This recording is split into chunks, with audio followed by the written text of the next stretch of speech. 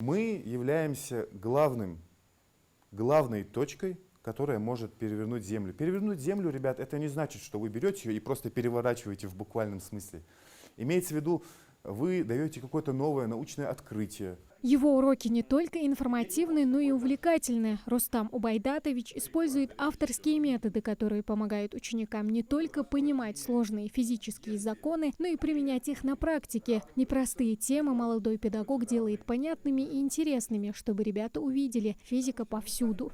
Это векторная физическая величина, характеризующая быстроту перемещения. Как раз-таки то, что мы с вами сегодня и сказали только что.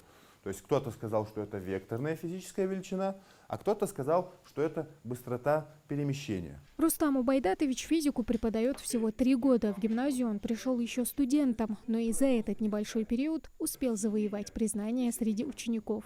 С ним приятно пообщаться как с человеком. Сами темы он объясняет хорошо. Во время урока и после уроков ты можешь спросить, узнать то, чего ты не понял. А у меня такие проблемы бывают довольно-таки часто. В принципе, со всеми предметами. Очень уроки по физике, в первую очередь благодаря учителю, я жду с нетерпением. Преподаватель Рустам Убайдатович довольно профессиональный учитель. Несмотря на нас, он все еще нас терпит, преподает.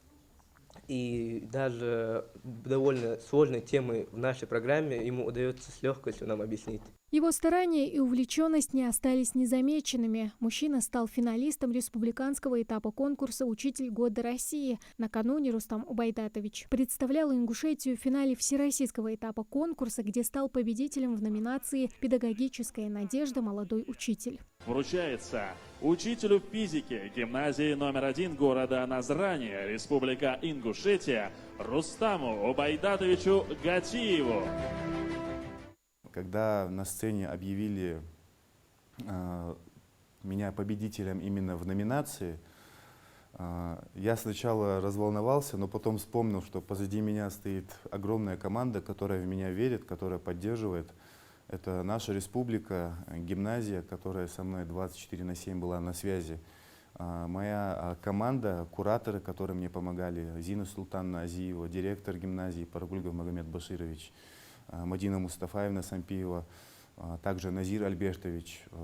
Люди вложили в меня именно то, что считали они самым ценным в этом конкурсе, да и помимо этого конкурса. В этом году на всероссийском этапе встретились 90 участников, между которыми шла напряженная борьба. Педагогам предстояло провести конкурсные уроки и педагогическое интервью. Мы представляли свой конкурсный урок с ребятами, которые нам не были знакомы, а также давали небольшое педагогическое интервью, минут на 20, в котором затрагивались вопросы педагогики, вопросы, связанные с учебным процессом, со школой. Физику молодой человек любил с детства, поэтому после школы пошел учиться на физмат. Но о том, что когда-то и сам станет преподавателем этой науки, не думал. Впрочем, о своем выборе не жалеет. В этом он нашел свое призвание, а участие в конкурсе для него — возможность улучшить свои навыки преподавания. Я сразу же понимал, что это лучшие из лучших, и если я туда еду,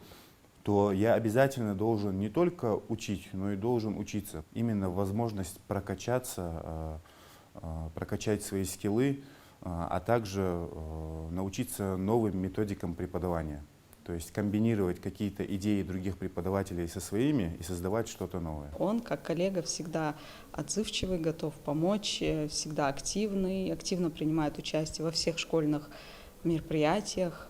Более того, он является руководителем школьного клуба «Физтехшкола» от МФТИ, от Московского физико-технического института.